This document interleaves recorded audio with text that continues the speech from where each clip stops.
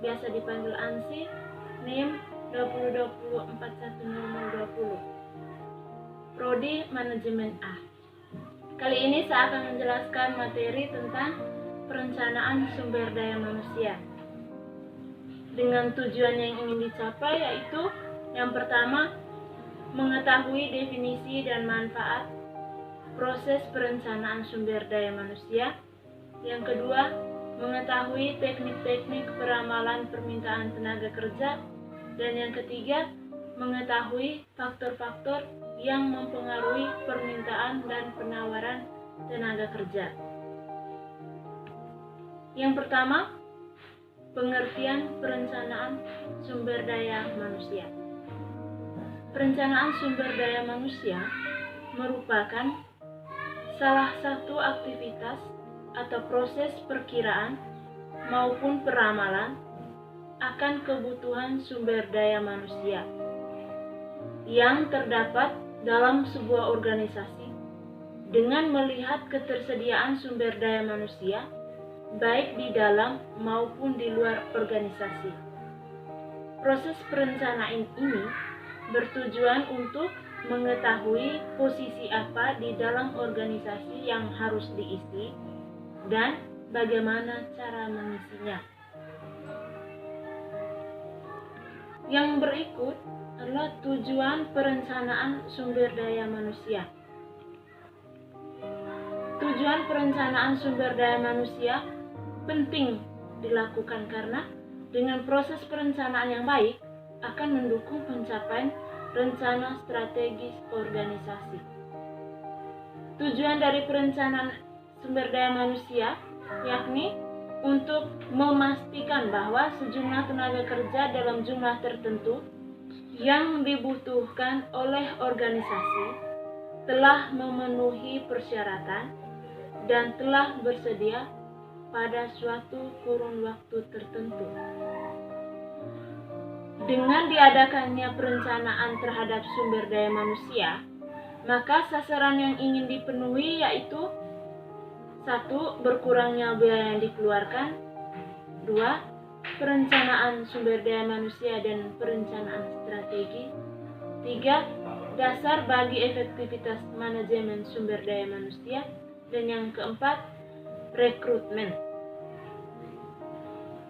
Proses perencanaan sumber daya manusia juga dapat membantu organisasi untuk 1. Mengintegrasikan permintaan tenaga kerja dengan staffing level. 2. Meningkatkan pemanfaatan tenaga kerja secara optimal. Yang ketiga, menyelaraskan aktivitas manajemen sumber daya manusia dengan tujuan-tujuan strategis organisasi secara efisien.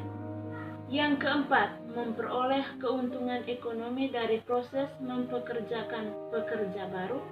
Yang kelima, menyebarluaskan segala informasi mengenai sumber daya manusia ke semua unit kerja organisasi. Dan yang keenam, mengkoordinasi semua aktivitas manajemen sumber daya manusia di semua unit organisasi. Adapun aspek-aspek dalam perencanaan sumber daya manusia yang terdiri atas aspek kuantitas sumber daya manusia yang tepat, aspek kualitas sumber daya manusia yang tepat, aspek waktu dan posisi yang tepat, serta aspek perhatian terhadap tujuan individu maupun tujuan organisasi secara maksimal. Berikut adalah klasifikasi perencanaan sumber daya manusia berdasarkan ruang lingkupnya. Yang pertama, manpower planning merupakan perencanaan tenaga kerja secara menyeluruh pada aspek manajemen sumber daya manusia. Yang kedua, manpower programming merupakan perencanaan tenaga kerja yang bersifat detail dan merupakan implementasi dari manpower planning. Berikut adalah tahapan dalam perencanaan sumber daya manusia. Secara singkat, Proses perencanaan sumber daya manusia adalah mengikuti langkah-langkah sebagai berikut. Yang pertama, peramalan kelebihan ataupun kekurangan tenaga kerja. Kemudian, sasaran dan rencana strategi, implementasi, evaluasi, kemudian peramalan permintaan dan ketersediaan tenaga kerja, dan kembali kepada peramalan kelebihan ataupun kekurangan tenaga kerja. Tahapan dalam perencanaan sumber daya manusia ini seperti siklus. Oke, baik. Selanjutnya adalah bagaimana teknik peramalan tenaga kerja. Yaitu yang pertama, teknik Delphi. Teknik Delphi atau metode Delphi adalah metode peramalan yang digunakan untuk meramalkan kemungkinan yang akan terjadi di masa depan dengan menggunakan pandangan dan kesepakatan dari sekelompok ahli yang berasal dari berbagai bidang kerja atau industri. Para ahli yang berada di panel ini membahas dan meninjau kembali laporan rangkuman tersebut yang kemudian memberikan perkiraan atau peramalan terbaru kepada fasilitator untuk menghasilkan laporan rangkuman kedua. Proses ini berlanjut sampai semua peserta dalam panel ahli tersebut mencapai suatu kesepakatan atau konsensus. Para ahli di setiap putaran pembahasan laporan rangkuman ini memiliki catatan lengkap tentang ramalan apa yang telah dibuat oleh para ahli lainnya. Namun, mereka tidak mengetahui siapa yang sebenarnya membuat ramalan tersebut. Proses dalam metode Delphi ini adalah proses yang berulang-ulang dan mungkin terdiri dari beberapa babak ataupun putaran peninjauan hingga akhirnya mencapai kesepakatan bersama. Tahap pertama dalam proses metode Delphi ini adalah mendapatkan pendapat atau peramalan dari kelompok ahli yang hasilnya akan diringkas atau dirangkum untuk dijadikan sebagai dasar bagi putaran kedua. Hasil ringkasan dari putaran kedua kemudian akan dijadikan sebagai dasar untuk putaran ketiga dan seterusnya hingga mendapatkan kesepakatan bersama. Tujuan dari proses berulang-ulang ini adalah untuk memperjelas masalah serta mengidentifikasikan bagian yang disepakati atau bagian mana yang tidak disetujui dan secara bertahap menemukan kesepakatan bersama. Langkah-langkah pada metode Delphi. Yang pertama, pilih fasilitator. Dalam hal ini adalah bagaimana kita memilih fasilitator yang tepat, di mana orang yang dipilih itu memiliki kemampuan atau pengalaman dalam penelitian dan pengambilan data. Langkah kedua yaitu identifikasi para ahli yang diperlukan. Artinya bahwa teknik atau metode Delphi ini sangat tergantung pada panel ahli atau ketelitian dari seorang ahli. Tim panel ini dapat berasal dari tim kita, pelanggan atau customer kita, atau ahli lain yang berasal dari organisasi kita sendiri. Yang dimaksudkan dengan orang ahli adalah individu dengan pengetahuan dan pengalaman yang relevan dengan topik atau ilmu tertentu. Langkah ketiga adalah definisikan masalah. Definisikan secara jelas masalah apa yang akan dibahas, agar para ahli mengetahui masalah apa yang harus mereka berikan pandangan dan pendapat. Jadi, kita harus pastikan permasalahan yang akan kita bahas telah kita definisikan dengan tepat dan komprehensif. Yang keempat adalah pertanyaan putaran pertama. Artinya bahwa mengajukan pertanyaan umum untuk memberikan pemahaman umum kepada para ahli dan mendapatkan pandangan pertama mengenai kondisi di masa depan dari ahli-ahli tersebut. Pertanyaan-pertanyaan tersebut mungkin dapat dibuat dalam bentuk kuesioner atau survei. Susun dan buat ringkasan tanggapan serta hapus semua materi yang tidak relevan dengan topik permasalahan yang dibahas. Yang kelima, pertanyaan putaran kedua. Berdasarkan jawaban dari pertanyaan putaran pertama, pertanyaan-pertanyaan pada putaran kedua harus ditunjukkan untuk memperjelas dalam bentuk survei maupun kuesioner. Susun dan rangkum lagi hasilnya dan hilangkan materi atau hasil yang tidak relevan serta berusaha untuk membangun konsensus dalam tahapan ini. Yang keenam adalah pertanyaan putaran ketiga. Kuesioner yang terakhir adalah kuesioner yang bertujuan untuk fokus pada pendukungan pengambilan keputusan. Jika tidak mendapatkan kesepakatan atau konsensus pada pertanyaan putaran ketiga, kemungkinan diperlukan putaran-putaran selanjutnya hingga mencapai kesepakatan atau konsensus yang dibutuhkan. Yang ketujuh, yaitu bertindak atas hasilnya.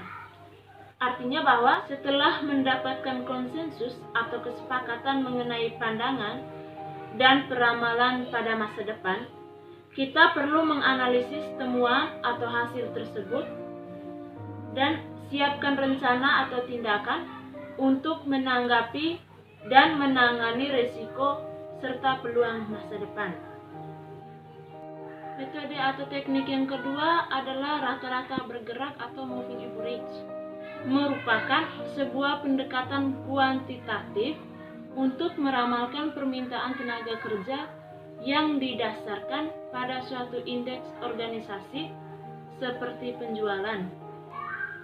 Rata-rata bergerak ini juga merupakan salah satu metode peramalan bisnis yang sederhana dan sering digunakan untuk memperkirakan kondisi pada masa depan dengan menggunakan kumpulan-kumpulan data masa lalu. Kumpulan data di sini dapat berupa volume penjualan dari historis perusahaan. Periode waktu kumpulan data tersebut dapat berupa tahunan, bulanan, mingguan, bahkan harian. Metode moving average ini lebih baik digunakan untuk menghitung data yang bersifat stabil atau data yang tidak berfluktuasi dengan tajam. Dalam arti yang berubah, naik dan turunnya itu sangat drastis. Metode yang berikut adalah metode tools of supply.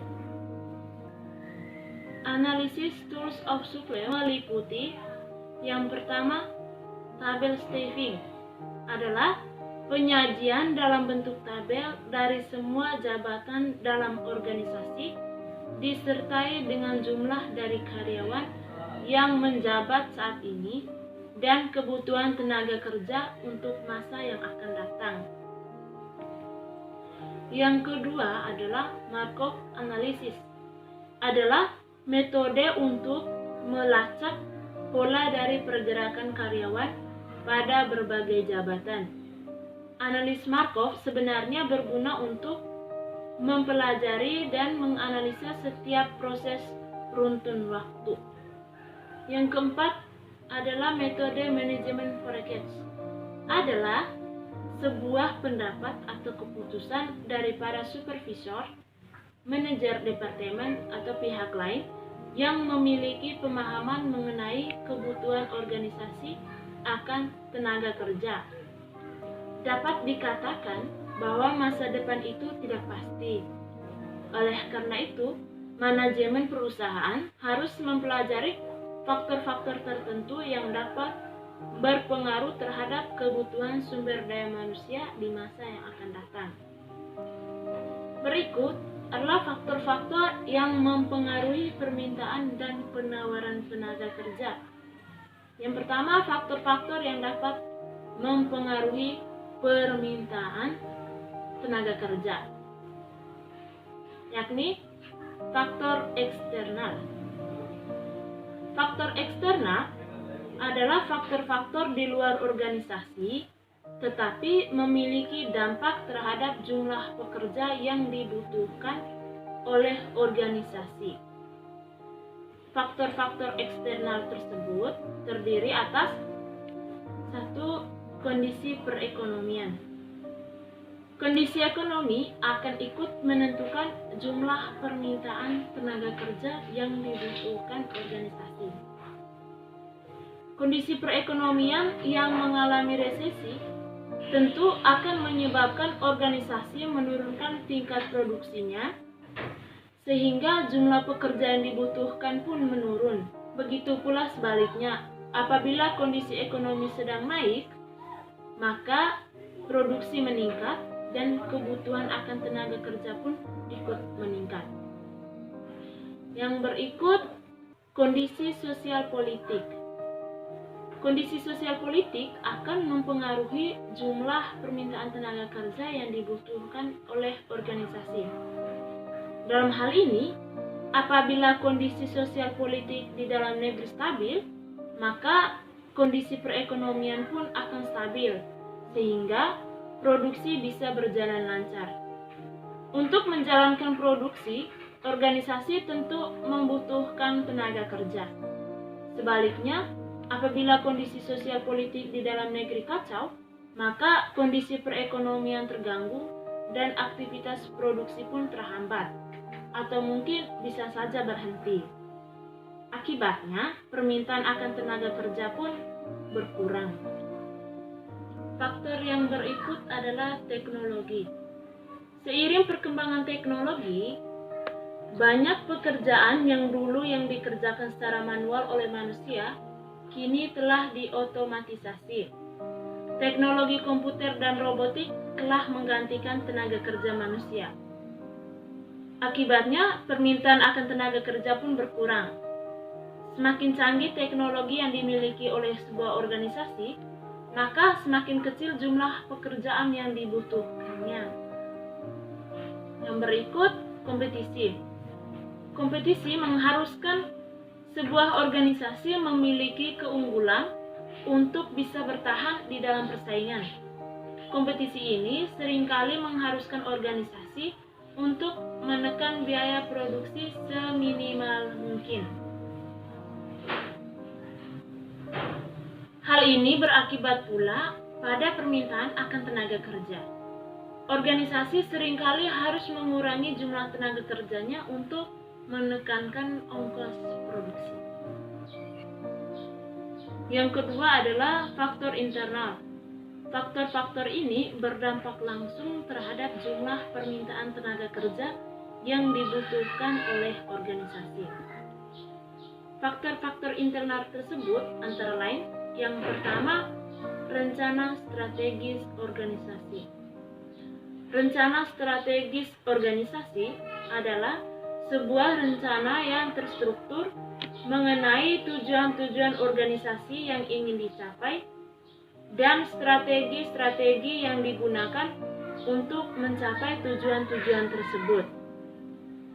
Rencana strategis organisasi ini disusun dalam jangka panjang yang kemudian diturunkan dalam rencana-rencana jangka menengah dan jangka pendek. Rencana strategis organisasi mencakup semua aktivitas yang ada di dalam organisasi, mulai dari aktivitas produksi, operasi, pemasaran, keuangan, teknologi, sistem informasi, dan sumber daya manusia. Rencana strategi ini tentu akan berdampak secara langsung terhadap besaran jumlah pekerja yang dibutuhkan oleh organisasi, karena sumber daya manusia merupakan salah satu faktor yang berperan dalam proses pencapaian tujuan organisasi. Yang kedua adalah anggaran. kemampuan organisasi untuk membayar pekerjanya tentu akan berdampak pada jumlah pekerja yang dipekerjakannya. Organisasi tidak mungkin mempekerjakan tenaga kerja melebihi jumlah anggaran keuangan yang dimilikinya. Yang berikut perkiraan produksi dan penjualan. Apabila jumlah penjualan meningkat, maka produksi pun akan meningkat. Hal ini berdampak pada permintaan tenaga kerja yang juga meningkat.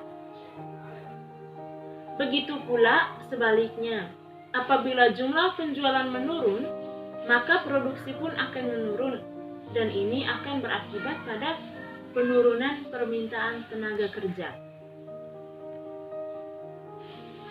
Ketiga adalah faktor angkatan kerja. Faktor angkatan kerja adalah faktor-faktor yang disebabkan oleh aktivitas-aktivitas yang dilakukan oleh dan atau berasal dari tenaga kerja itu sendiri yang akan mempengaruhi jumlah permintaan tenaga kerja yang dibutuhkan oleh organisasi. Faktor-faktor tersebut diantaranya yang pertama pensiun.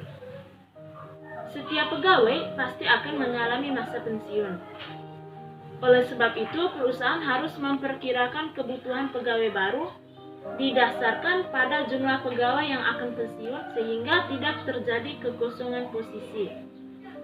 Yang kedua, pengunduran diri. Ada kalanya seorang pegawai mengundurkan diri dari perusahaan. Hal ini harus bisa diantisipasi oleh perusahaan agar aktivitas operasionalnya tidak terganggu. Yang berikut, pemberhentian kerja atau pemecatan. Pemecatan dan pemberhentian kerja kadang perlu dilakukan oleh perusahaan apabila yang ada sekarang dianggap tidak kompeten dan hanya memberikan beban kepada perusahaan. Proses pemecatan dan pemberhentian ini tentu akan mempengaruhi permintaan tenaga kerja, sehingga perusahaan siap menghadapi hal itu. Yang berikut adalah kematian. Kematian merupakan hal yang pasti yang dialami oleh setiap manusia. Oleh sebab itu, hal ini harus dipertimbangkan oleh perusahaan karena berpengaruh terhadap perencanaan sumber daya manusia. Kematian merupakan hal terburuk, tetapi tetap harus diantisipasi supaya apabila hal tersebut menimpa pegawai kita, perusahaan sudah siap menanggulangi terutama bila kematian telah menimpa. Yang berikut adalah faktor-faktor yang mempengaruhi penawaran tenaga kerja. Penawaran tenaga kerja berarti jumlah tenaga kerja yang ditawarkan kepada organisasi. Beberapa faktor yang dianggap mempengaruhi jumlah penawaran tenaga kerja yakni yang pertama, rencana suksesi. Adanya rencana suksesi menyebabkan pekerja menawarkan dirinya untuk mengisi kekosongan jabatan. Suksesi biasanya berhubungan dengan rencana promosi. Yang kedua adalah ketersediaan tenaga kerja di pasar. Semakin melimpahnya tenaga kerja di pasar, maka penawaran tenaga kerja juga akan semakin melimpah. Ketersediaan tenaga kerja di pasar ini dipengaruhi oleh berbagai faktor seperti demografi penduduk, yang di dalamnya terdiri atas usia dan jenis kelamin, tingkat pendidikan, kondisi perekonomian, dan populasi. Sekian materi yang dapat saya jelaskan pada kesempatan ini. Terima kasih.